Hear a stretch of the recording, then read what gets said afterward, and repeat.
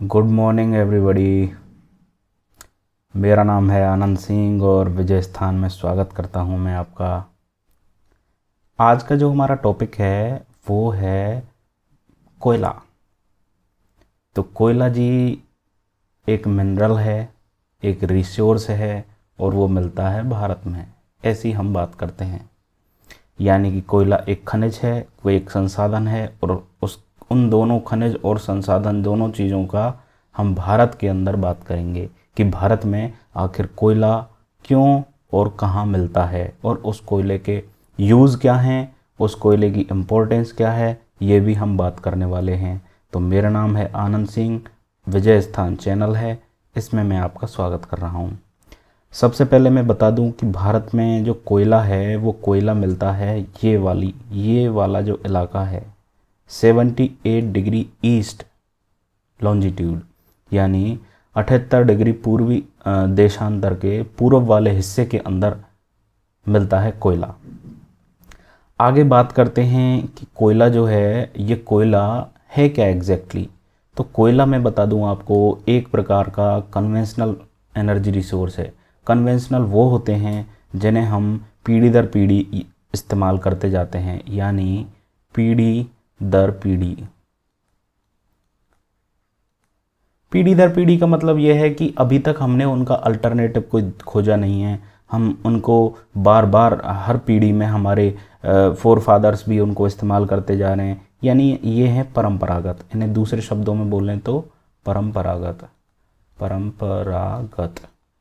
परंपरागत स्रोत हैं।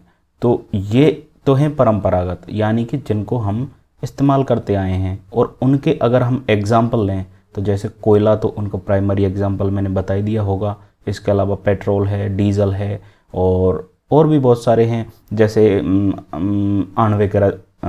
आणविक एनर्जी वाला है। तो ये सारे के सारे जो हैं ये कन्वेंशनल हुए।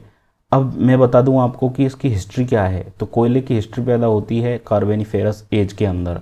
ये हमारी जियोलॉजिकल टाइम स्केल में एक जियोलॉजिकल यानी भूगर्भिक जो इतिहास क्रम है, जियोलॉजिकल टाइम स्केल, उसके अंदर ये कार्बोनिफेरस जो है ये एक टाइम पीरियड है और ये आता है अराउंड 250 मिलियन ईयर अगो, यानी 250 मिलियन साल पहले ये कार्बोनिफेरस एज आई थी। और उस कार्बोनिफेरस एज में यानी उस युग के अंदर ये पेड़ पौधे वगैरह जो कार्बन से बनी हुई चीज़ें हैं वो धरती के अंदर दब गए। यानी इसको आप अगर एक टैंकर के अंदर इस तरह से लें जैसे यहाँ पे पेड़ पौधे आ जाएं, पेड़ पौधे हों या किसी प्रकार के जीव जंतु हों, और उनके ऊपर आप देखो उसकी समय के अनुसार एक लेयर, फिर उसके बाद एक दूसरी लेयर बनती है इस तरह से, इसके बाद कोई तीसरी लेयर आ जाए। ये हैं क्या एग्जैक्टली? ये वो चीज़ें हैं जो उसके ऊपर जमती हैं जिन्हें बोलते हैं सेडिमेंटेशन। तो सेडिमेंटेशन यानी कि निक्षेप होता जाए। तो होगा क्या अल्टीमेटली, इनके ऊपर जब दबाव बढ़ता जाएगा, हर एक परत का दबाव बढ़ता जाएगा, तो इन पेड़ पौधों का तेल निकल जाएगा। यानी मिनरल ऑयल खनिज तेल किससे निकलता है? इन्हीं से। तेल एक तरफ हो जाएगा, कोयला एक तरफ हो जाएगा। इस तरह से आप देखोगे कि एक तरफ तो कोयला मिलेगा और दूसरी तरफ मिलेगा तेल। तो कहीं पे कोयला कहीं पे तेल। इसी प्रकार ये हमारी जो चीज़ें हैं ये जियोलॉजिकल हिस्ट्री में कार्बोनिफेरस एज के अंदर हमें मिलती हैं। और इसी के क्रम में हम आगे बढ़ते हैं और हमारे टॉपिक को आगे बढ़ाते हैं कि एग्जैक्टली ये जो कोयला है ये कोयला कितने प्रकार का। कोयले के प्रकारों की अगर हम बात करें तो कोयले के प्रकार होते हैं 4। आप स्क्रीन पे देख पा रहे हो कोयले के 4 प्रकारों के बारे में। तो मैं आपको एक एक करके डिटेल में इनको आसानी से बताने वाला हूं और उनका आप देखोगे कि आपको कितना शानदार तरीके से समझ में आते हैं। लिखा गया अंग्रेजी में है लेकिन बोलूँगा हिंदी में, इसलिए दोनों लैंग्वेजेस में आपको समझने में आसानी रहेगी।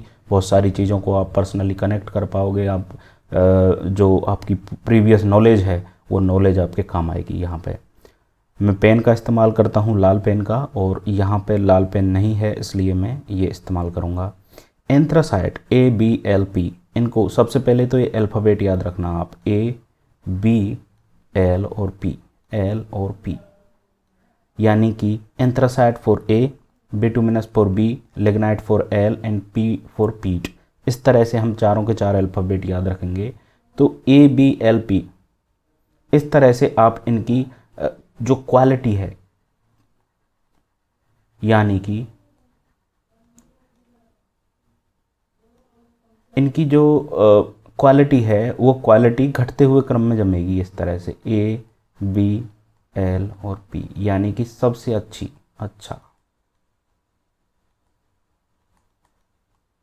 अच्छा कोयला, और ये सबसे बुरा। इस तरह से आप देखोगे तो जो एंथ्रासाइट है वो बेस्ट कोल माना जाता है और पीट जो है वो माना जाता है सबसे बुरा कोल। ठीक है, अब हम देख लेते हैं इनकी डिटेल्स। एंथ्रासाइट की डिटेल, ये सबसे अच्छा क्यों है? क्योंकि इसमें कार्बन का प्रतिशत है वो 95% मिलता है। बहुत ही हार्ड होता है ये, यानी कि कठोर होता है। जेट ब्लैक, यानी कि अत्यंत काला, बहुत ही ज़्यादा काला होता है। कार्बन की मात्रा ज़्यादा है इसलिए बहुत ज़्यादा काला है।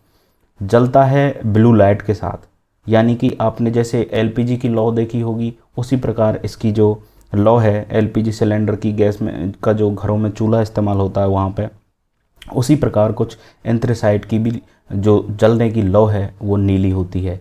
मिलता भारत के जम्मू कश्मीर वाले इलाके के अंदर है। तो यहाँ पे आप देखोगे तो एंथ्रासाइट ये मिलता है। ऊपर जो मैप है यहाँ पे मैंने इसका साइन कर दिया है। जो नेक्स्ट जो चीज़ है वो है बिटुमिनस, यानी सेकंड नंबर का ये कोयला। और ये सेकंड वाले कोयले के अंदर आप देखोगे तो इससे सेकंड पे है कार्बन की मात्रा, यानी कि 90% से कम इसमें कार्बन आता है, लेकिन 50% से थोड़ा ज़्यादा होता है। तो 50 से 90 के बीच में वेरी करता है।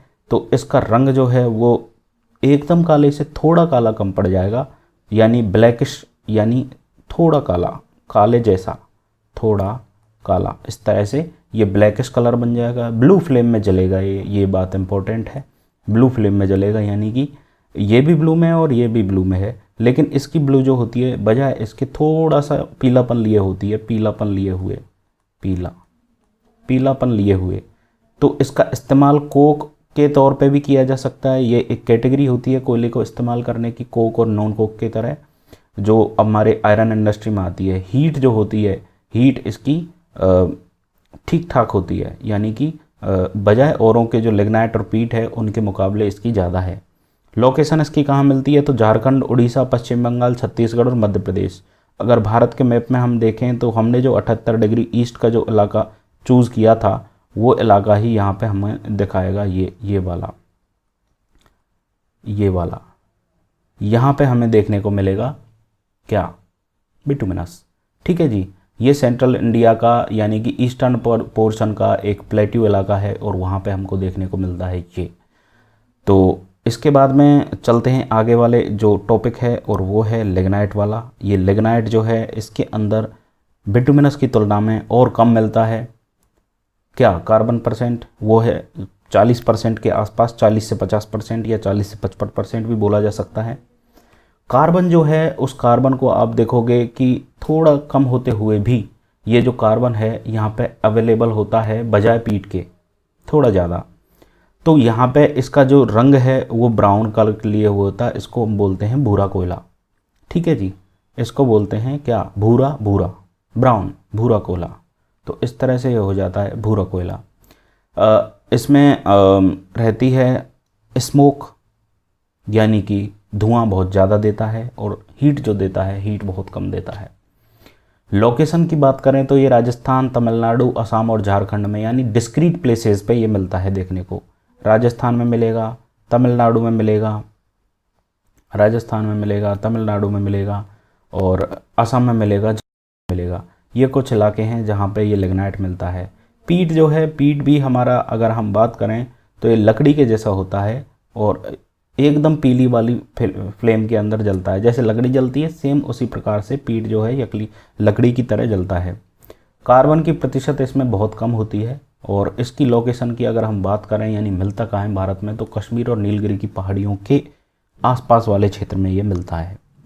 चलते हैं नेक्स्ट टॉपिक पे, और वो है इन दोनों की डिटेल्स।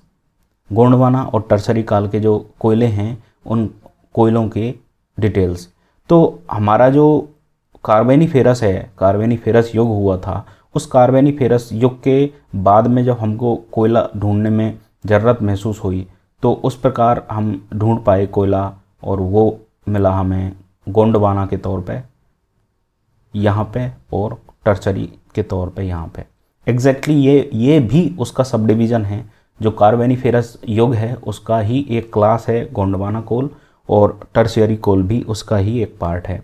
गोंडवाना जो है ये ज़्यादा पुराना है और टर्शियरी है ये ज़रा यंग है। आप यहाँ देख पा रहे हो, ये टर्शियरी है, ये 15 से 60 साल मिलियन ईयर अगो पहले का है, और ये लगभग 250 साल के आसपास मिलियन ईयर अगो में मिलता है। मिलियन का मतलब, मिलियन ये एक अंग्रेजी टर्म है जिसकी हमारे हिंदुस्तानी लैंग्वेज में यानी हिंदी भाषा में बोलते हैं 10 लाख। ठीक है जी। तो 250 गुना 10 लाख साल पहले जो कोयला बना था वो था गोंडवाना, और ये 15 गुना 10 लाख साल पहले जो बना था वो टर्सरी काल का कोयला था। बात करें गोंडवाना की अदर डिटेल्स की, तो इसमें भी कोकिंग और नॉन कोकिंग के तौर पे हम देख सकते हैं कोयला मिल सकता है हमें। अब यहाँ पे जो दोनों प्रकार का मिलने के बाद अगर हम देखें यहाँ पे कौन सी स्पेसिफिक वैरायटी मिलती है कोयले की, तो बिटुमिनस कोयला और उससे लो ग्रेड वाले मिलते हैं, यानी कि एंथ्रेसाइट यहाँ पे नहीं मिलता है। मैंने ये रेड कलर में इसीलिए लिखता है कि ये नहीं होता है। गोंडवाना के अंदर सल्फर और फॉस्फोरस की मात्रा तो मिलती है लेकिन मॉइस्चर नहीं मिलता यहाँ पे। मॉइस्चर का मतलब क्या होता है? पानी की मात्रा इसके अंदर नहीं होती है। अब हम देख लेते हैं कि इसके सबसे बड़े जो एरिया हैं जो जहाँ पे इसका प्रोडक्शन होता है वो कौन कौन से फील्ड हैं, इलाके हैं। तो डामुडा सीरीज एक इलाके का नाम है जहाँ पे ये कोयला मिलता है गोंडवाना। तो यहाँ पे सर्वाधिक मिलने वाली जो जगह है गोंडवाना की वो डामुडा है, और यहाँ का डामुडा का एक प्राइमरी कोल फील्ड है वो रानीगंज है। ये रानीगंज जो है ये बहुत ही ज़्यादा इम्पोर्टेंट रखता है क्योंकि ये भारत में सबसे पुराना इलाका भी है, कोल फील्ड भी है, और एक बाराकर भी है, ये भी डामुडा सीरीज से रिलेशन रखता है। गोंडवाना में ही आगे चलते हैं हम, दूसरी जो जगह हैं वहाँ पे मिलता है दामोदर, जो एक नदी है भारत की, वो झारखंड और वेस्ट बंगाल में बहती है, वहाँ मिलता है। महानदी नदी के अंदर और छत्तीसगढ़ और उड़ीसा के आसपास वाले इलाकों में मिलता है, और सोन नदी घाटी में भी ये मध्य प्रदेश और झारखंड में मिलता है। गोदावरी में ये वर्धा वैली के आसपास मिलता है, और महाराष्ट्र और आंध्र प्रदेश में ये इलाका है गोदावरी वैली और वर्धा वाली, यहाँ पर मिलता है। इंद्रावती, कोयल, पेंच और ये हमारे कान्हा के आसपास वाले इलाकों में भी मिलता है। तो आपको मेजर ये वाले इलाके याद रखने हैं जो इलाके दामोदर सीरीज के लिए फेमस हैं और दामोदर रिवर वैली से रिलेटेड हैं। जो नेक्स्ट जो टर्मिनोलॉजी है हमारी वो टर्शियरी कोल से रिलेटेड है। टर्शियरी को हम पहले इंट्रो ले चुके हैं इसका, और थोड़ा सा और डिटेल लेंगे इसकी। जैसे लिग्नाइट यहाँ पे सबसे ज़्यादा मिलता है, पीट वो भी यहाँ सबसे ज़्यादा मिलता है, यानी लिग्नाइट और पीट दोनों प्रकार के कोयले यहाँ पे टर्शियरी में मिलते हैं, लेकिन बिटुमिनस और थोड़े थोड़े लिग्नाइट और पीट यहाँ पे मिलते हैं, लेकिन एंथ्रेसाइट तो यहाँ गोंडवाना में भी नहीं मिलता है। एक्चुअली गोंडवाना एंथ्रेसाइट क्यों नहीं मिलता है, इसके पीछे कारण है क्योंकि भारत में जो जियोलॉजी है वो इतनी ज़्यादा पुरानी नहीं है भारत की कि वहाँ पे एंथ्रेसाइट मिल सके। थोड़ी थोड़ी नई जियोलॉजी है भारत की, यानी भारत जो है थोड़ा सा नए टाइम पीरियड के हिसाब से बना था, इसलिए एंथ्रेसाइट यहाँ पे नहीं मिलता है। बात करें लिग्नाइट की, जो टर्शियरी में मिलता है ये ज़्यादातर कहाँ मिलता है? ये एक्स्ट्रा पेनिनसुला में मिलता है। एक्स्ट्रा पेनिनसुला क्या है? एक्स्ट्रा पेनिनसुला ये इस इलाके का नाम होता है, यानी भारत में पेनिनसुला जो है उसके ऊपर वाला इलाका। अब कोई बताएगा भारत में पेनिनसुला कहाँ है? ये पेनिनसुला है, यानी भारत का प्रायद्वीप। तो प्रायद्वीप से ऊपरी वाले भाग के अंदर इस वाले भाग में अगर आपको कोयला ढूंढना है, कोयला मिलेगा, तो ये मिलेगा टर्शरी काल का कोयला। इसलिए मैंने भारत का जो नक्शा है इस पर मैंने बता के दिखाया है आपको। अब आगे देखें तो इसके जो राज्य हैं कौन कौन से हैं एक्स्ट्रा पेनिनसुला में, असम, नागालैंड, मेघालय, अरुणाचल प्रदेश, पश्चिमी बंगाल, जम्मू कश्मीर, राजस्थान और इसके अलावा उत्तर प्रदेश, और थोड़ा थोड़ा जो पोर्शन में है टर्शरी ये मिलता है केरल और तमिलनाडु में भी। यानी ये जो एकदम एक्सट्रीम साउथ वाला जो पोर्शन है भारत का, यहाँ पे भी देखने को मिलता है। नेक्स्ट डिटेल्स ले लेते हैं कि ये आखिर जो गोंडवाना कोयला है ये भारत में किन किन क्षेत्रों में मिलता है। गोंडवाना कोयला, तो ये गोंडवाना कोयला अभी हमने डिटेल्स देखी, ये पुराना वाला कोयला है। ये गोंडवाना कोयला भारत में जिन क्षेत्रों में मिलता है उनमें सबसे इम्पोर्टेंट है झारखंड। झारखंड में ये मिलता है झरिया में, जो जिसको स्टोर हाउस भी बोलते हैं कोयले का, झरिया को। इसके बाद मिलता है बोकारो में, गिरीद में मिलता है, पलामू में मिलता है, देवगढ़ में मिलता है, राजमहल और जयंतिया में भी मिलता है। अब ये किधर है झारखंड बताओ आप मुझे। ये झारखंड यहाँ है, झारखंड।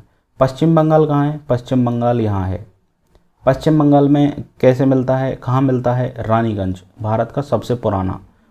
और डार्लिंग कोट, ये दार्जिलिंग है। दार्जिलिंग जो है चिकन स्नैक में भी आता है, भारत की एक सिक्योरिटी पर्पज़ से, इंटरनल सिक्योरिटी पर्पज़ से भी ये काफ़ी इंपॉर्टेंट बनता है। तो ये डार्लिंग कोट वाला जो इलाका है नॉर्थ ईस्ट की तरफ सप्लाई देता है कोयले की, जहाँ पे दूसरे अदर पावर प्लांट्स जो हैं वहाँ पे बनाते हैं।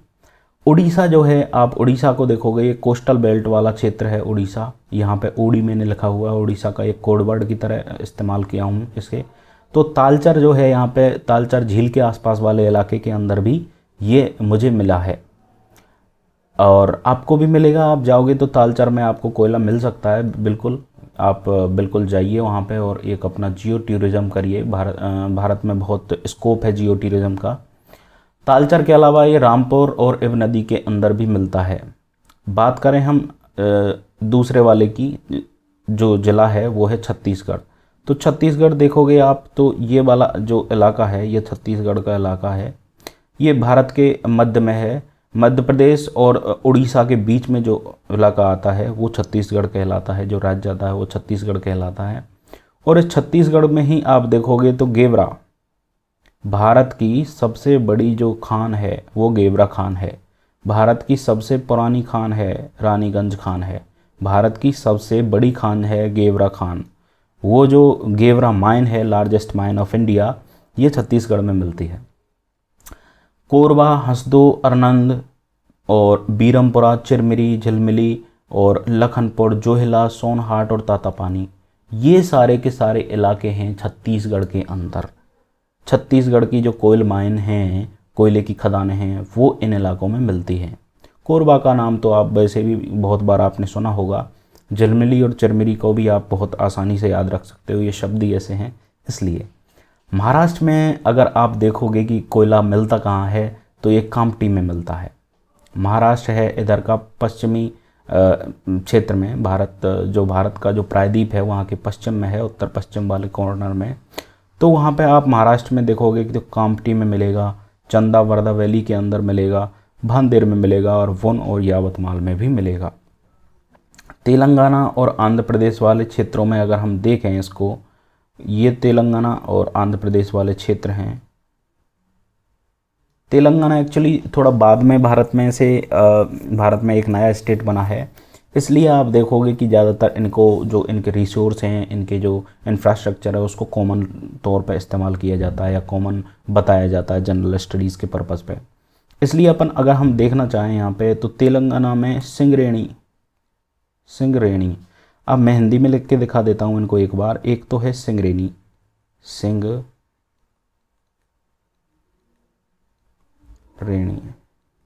और एक है सिंगरौली,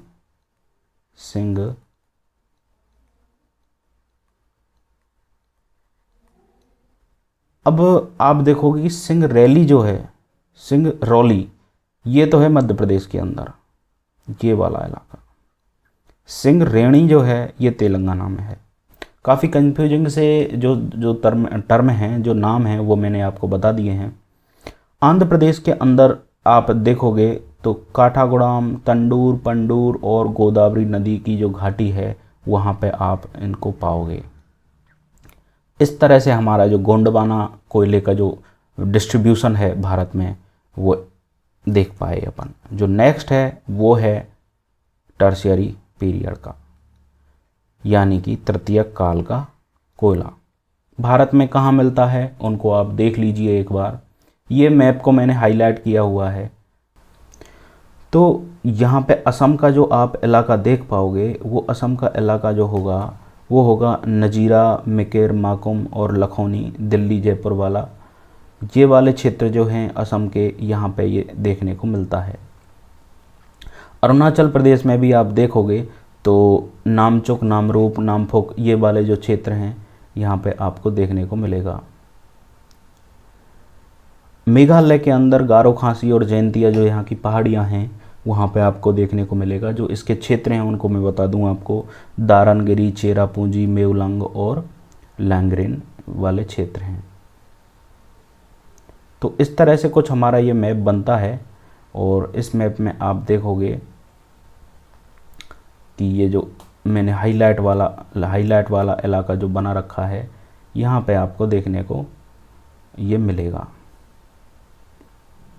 तो मेघालय, अरुणाचल प्रदेश और असम के अंदर हमको देखने को मिलता है टर्शरी काल का कोयला।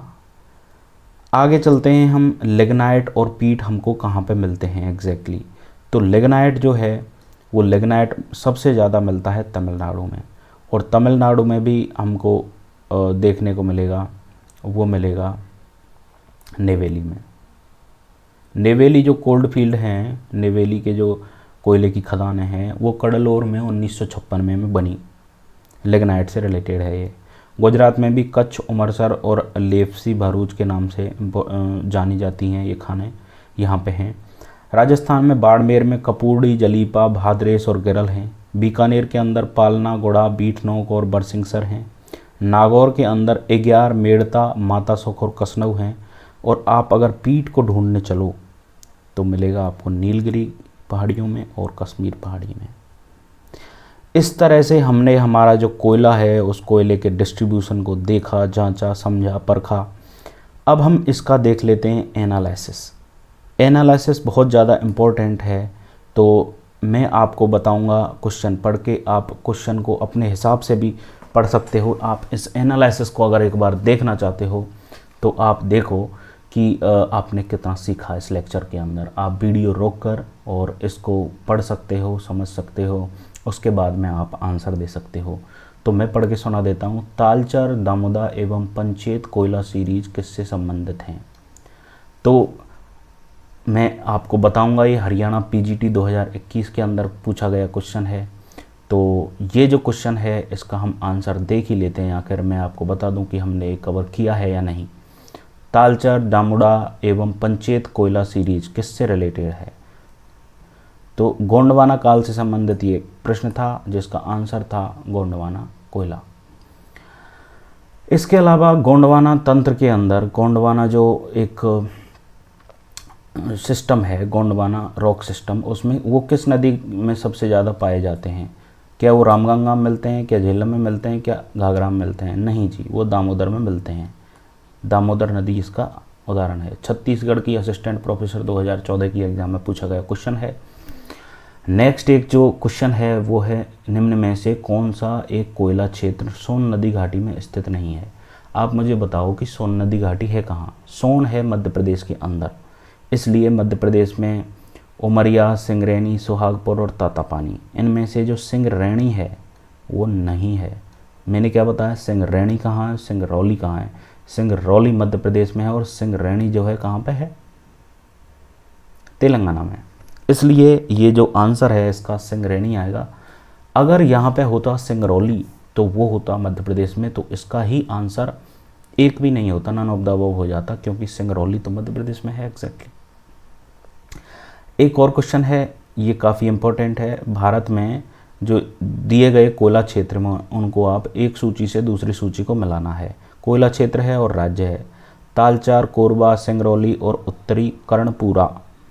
तो आप बताओ मुझे, हमने क्या पढ़ा अभी? सिंगरौली है मध्य प्रदेश के अंदर, ये इससे हो जाएगा। कोरबा कहाँ है? कोरबा है छत्तीसगढ़ के अंदर। मैं एक डार्क पेन इस्तेमाल करता हूँ इसके लिए। सिंगरौली जो है मध्य प्रदेश के अंदर है। कोरबा है उड़ीसा के अंदर,